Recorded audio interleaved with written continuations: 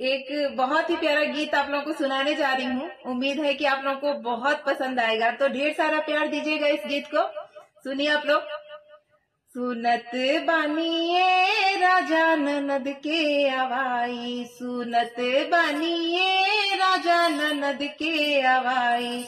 ननद के आवाई सुन के मन घबराला, ननद के आवाई सुन के जीवे घबराला, विचार करिए राजा काका दियाई, सलाह करिए राजा काका दियाई, सुनत बनिए राजा ननद के आवाई,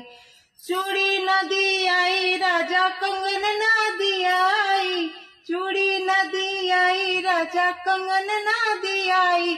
सिवान चल के राजा लहठी की नाई, सिवान चल के राजा लहठी की नाई, सलाह करिए राजा काका दियाई, सुनत बनिए राजा ननद के आवाई, सारी नदी आई राजा लहंगा नदी आई, सारी नदी आई राजा लहंगा नदी आई, दरौंदा से जाके राजा नाइटी की नाई, दरौंदा से जाके राजा नाइटी की नाई, सुनत बनिए राजा ननद के आवाई, सुनत बनिए राजा ननद के आवाई, सलाह करिए राजा काका दियाई,